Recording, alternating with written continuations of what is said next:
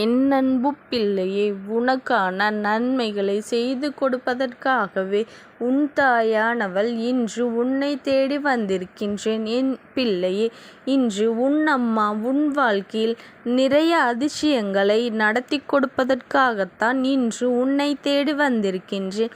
இன்று உன் தாயானவள் உன் இல்லத்திற்கு வந்ததற்கான ஒரு அறிகுறியை உன்னிடத்தில் உணர்த்துவதற்காகத்தான் இன்று உன்னோடு பேசிக் கொண்டிருக்கின்றேன்.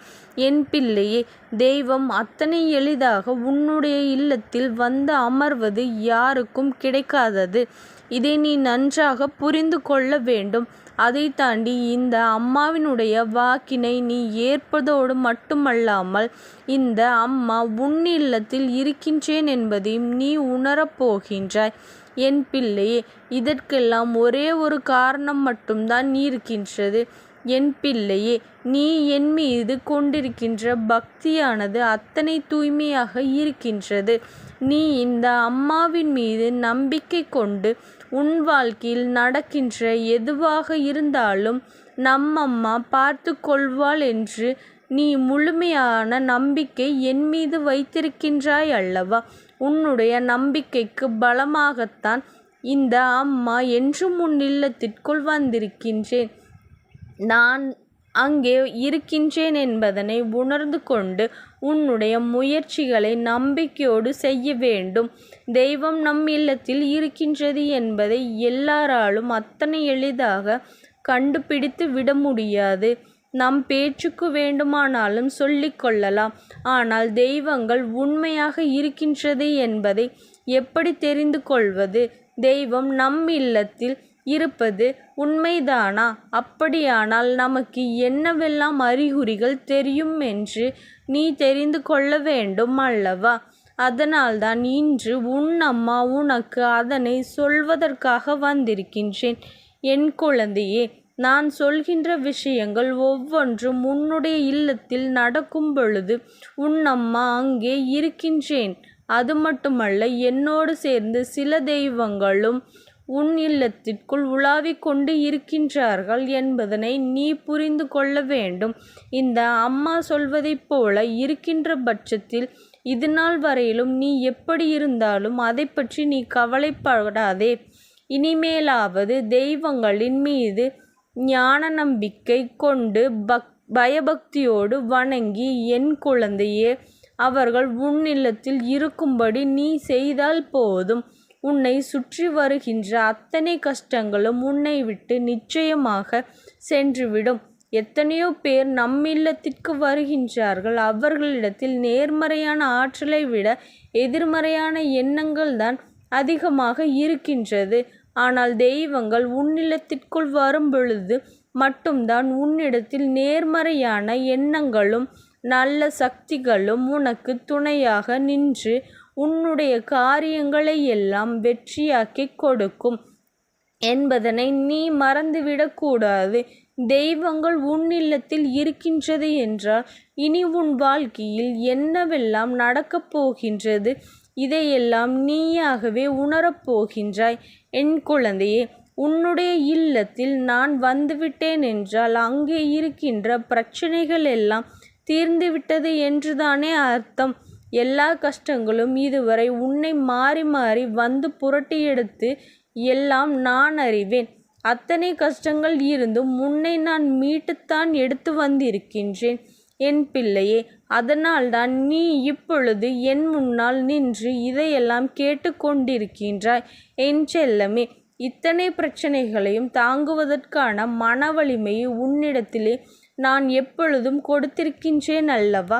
அதனால் இனி எந்த பெரிய கஷ்டங்கள் வந்தாலும் அதையெல்லாம் நீ எளிதாக கடந்து வந்து விடுவாய். அதனால் என் பிள்ளையே, இனி உன் வாழ்க்கையில் என்ன பிரச்சனைகள் வந்தாலும் அதையெல்லாம் பார்த்து நீ பயப்பட வேண்டிய அவசியம் இல்லை. என்ன நடந்தாலும் அதை கண்டு ஓடி ஒளிய வேண்டிய அவசியமும் இல்லை. இப்படியெல்லாம் செய்தால் நீ என்னுடைய பிள்ளையாக இல்லை என்றுதான் அர்த்தம்.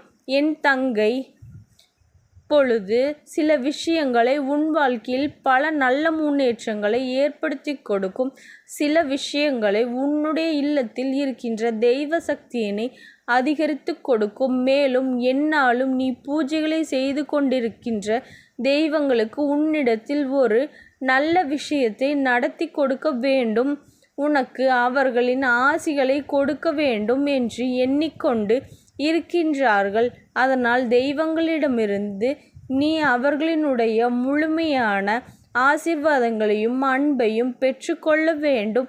இன்னும் சிலர் சொல்வார்கள், எனக்கு என் அம்மா அகல் தீபத்திலே காட்சி கொடுத்தால், நான் அங்கே பார்த்தேன், நான் இங்கே பார்த்தேன் என்று சொல்லிக் கொண்டிருப்பார்கள்.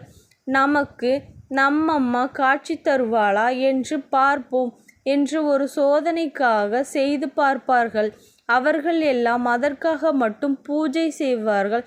என் பிள்ளையே, இது போன்ற நம்பிக்கை இல்லாமல் ஏதோ சோதனை செய்வது போன்று எண்ணிக்கொண்டு செய்பவர்களுக்கு எல்லாம் இந்த அம்மா உண்மையாகவே காட்சி கொடுப்பது இல்லை. யார் உண்மையான பக்தி கொண்டு நம்பிக்கையோடு அகல் தீபத்தை ஏற்றி வழிபடுகின்றார்களோ அவர்களுக்கு நிச்சயமாக என்னுடைய உருவத்தை நான் காட்டிக் கொடுப்பேன். அவர்களினுடைய இல்லத்திலும் நான் நிச்சயமாக குடியிருப்பேன் என்பதனை எந்தவித மாற்று கருத்தும் கிடையாது. என் குழந்தையே, உன்னுடைய இல்லத்தில் திருநீருடைய வாசனை அதிகமாக இருக்கின்றது பட்சத்தில் இந்த அம்மா அங்கே இருக்கின்றேன் என்பதை நீ புரிந்து கொள்ளலாம். தெய்வ சக்திகள் உன் இல்லத்தில் நடமாடுகின்றது. அவர்களின் நடமாட்டம் அங்கே அதிகமாக இருக்கின்றது என்பதை நீ ஆணித்தரமாக உணர்ந்து கொள்ளலாம். எலுமிச்சைம்பழத்தினின் வாசனையும் வேப்பிலையினுடைய வாசனையும் உன் இல்லத்தில் அதிகமாக இருக்கின்றது என்றால் நிச்சயமாக தெய்வங்கள் இருக்கின்றது என்பதை நீ புரிந்து கொள்ள வேண்டும். உன்னுடைய வீட்டில் ஏதேனும் துர்நாற்றங்கள் இருக்குமேயானால் அந்த இடத்தில் தெய்வங்கள் இருக்காது என்பதனை நீ புரிந்து கொள்ள வேண்டும். அப்படி உன் வீட்டில் துர்நாற்றங்கள் வீசுகின்றது என்றால் ஏதோ ஒரு கெட்ட செய்தி உன் வீட்டிற்குள் நுழைந்திருக்கின்றது என்பதை நீ புரிந்து கொண்டு உடனே அதை அகற்றிவிட வேண்டும். என் பிள்ளையே, தெய்வங்கள் உனக்கு ஆசிகளை கொடுப்பதை உன் வீட்டில் உள்ள பூக்களின் மனம் அதிகமாக இருக்கும் பொழுது நீ தெரிந்து கொள்ளலாம். உன் வீட்டில் பூக்களின் மனம் அதிகமாக இருந்தால் உனக்கு தெய்வத்தின் அருள் கிடைக்கின்றது என்பதை நீ மறந்து விடாதே. அது மட்டுமல்லாமல் என் அன்பு பிள்ளையே, உன் வீட்டை சுற்றிலும் என்னென்ன விஷயங்கள் நடந்தாலும் சரி, உன்னுடைய இல்லத்திற்குள் ஒரு அமைதி என்னாலும் இருந்து கொண்டே இருக்கும். எலுமிச்சை பழத்தை நீ பூஜை அறைக்குள் வைக்கும் பொழுது அதன் பிறகு அந்த வளம் அப்படியே இருக்கும் பட்சத்தில் தெய்வங்கள் நிச்சயமாக இருக்கின்றது. ஒருவேளை அந்த எலுமிச்சை பழம் காய்ந்து போகுமானால் அது அழுகிவிடாது. அழுகிவிட்டது என்றால் அங்கே தெய்வ சக்தி இல்லை என்று அர்த்தம். எந்த எலுமிச்சை பழம் காய்ந்து போனாலும் அங்கே தெய்வ சக்தி குடியிருக்கின்றது என்பதை நீ புரிந்து அறிந்து கொள்ள வேண்டும். அதுபோல சாமி படங்களுக்கு மஞ்சள் குங்குமம் அல்லது சந்தன குங்குமம் இவையெல்லாம் எத்தனை நாட்களானாலும் வாடாமல் அப்படியே மலர்ச்சியோடு இருந்து கொண்டிருக்கும். எப்பொழுது பார்த்தாலும் புதிதாக வைத்தது போன்று ஒரு தோற்றம் இருக்கும்.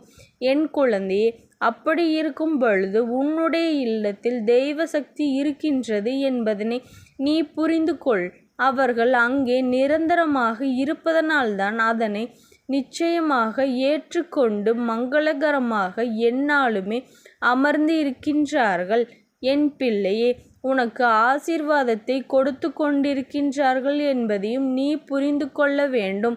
என் குழந்தையே, இத்தனை நாட்கள் எதிர்மறையான சில விஷயங்கள் உனக்கு தோன்றி கொண்டிருந்தால் அந்த விஷயத்தை உன் அம்மா நான் வந்தவுடன் விரட்டி அடிப்பேன் என்பதனையும் நீ உணரத் தொடங்கிவிட்டால் போதும். உன்னிடத்தில் நம்பிக்கையும் நேர்மறையான எண்ணங்களும் அதிகமாக தோன்றிவிடும். என் குழந்தையே, இந்த தாயானவளினுடைய அன்பும் ஆசீர்வாதமும் உனக்கு என்றைக்கும் முழுமையாக கிடைத்து கொண்டே இருக்கும். ஓம் சக்தி போற்றி. ஓம் ஆதிபராசக்தி போற்றி போற்றி.